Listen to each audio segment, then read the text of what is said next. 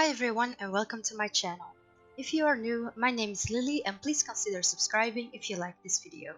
Today I will show you how the bosses in Stella Laboratory Easy Mode work. Stella is a 6-man instance where you do need to be decently geared to do it. However, knowing the mechanics is the key to get through the dungeon.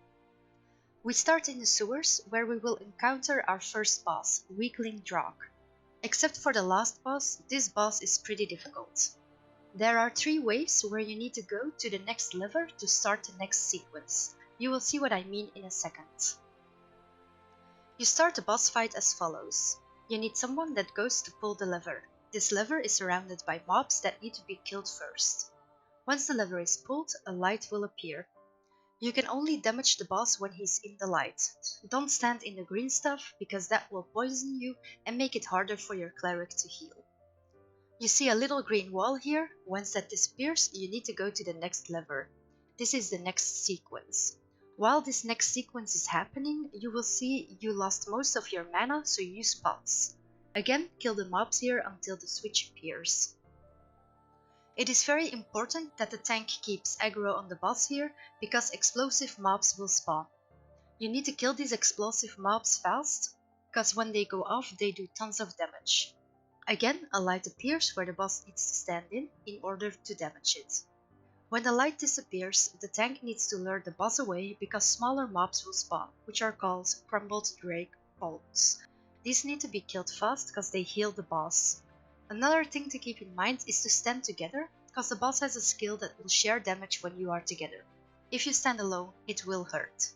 So with this boss, keep in mind, stay in the light, lure boss away when the light is out, kill the ads and don't die. Once you go through the sewers, you can take 2 roads, either over the pipes or a longer way. We always take the longer way. The second boss, Weakling Shiamon, isn't as hard as the first boss, but you will still need to pay attention. Someone has to keep aggro on him and the rest has to stand behind the boss. He will drop some nasty poison that you preferably don't stand to.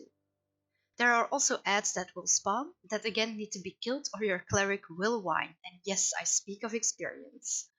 The reason why you need to stay behind the boss is because he gives a debuff and then casts Epidemic that will one-shot you. So with this boss, DPS him hard, kill the ads and stand in his back and you will be fine. Going to the next boss, Weakling Peplab, which is the easiest in my opinion. There are 3 main mechanics. There is the shield, there are ads, and there is a 1-hit AoE kill. When he puts up the shield, you need to pull the yellow small disarmor to the boss and kill it there. That will remove the shield. The ads that spawn are called Laboratory Combustion Golem that again need to die. When the boss casts electricity, you need to run to the small blue defense mechanisms and kill them. This will create a shield that helps against the AoE. Also pay attention to the ground, as there are small blue circles that will deal damage over time. Going to the last boss, Weakling Deva Mob Leader.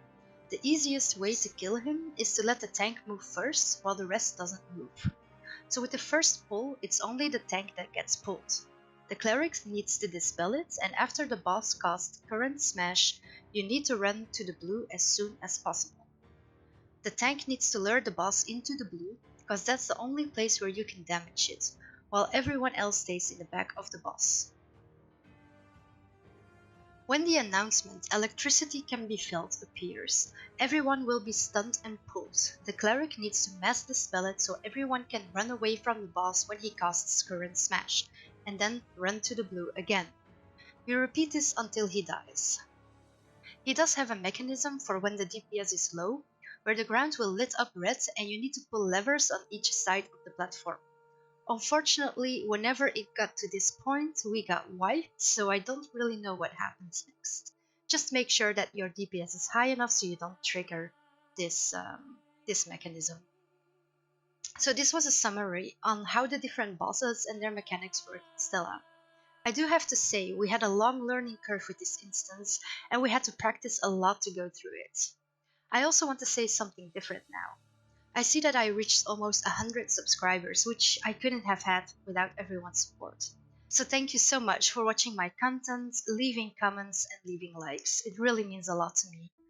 Now, because I have a lot of footage of our Stella runs, I do have some blooper material. So stay tuned because I will post a blooper video soon as a thank you for close to reaching 100 subscribers. I hope this video was helpful to you, and if you have any questions, just put them down below and I will do my best to answer them. If you like this video, don't forget to subscribe, and I will see you in the next one. Bye!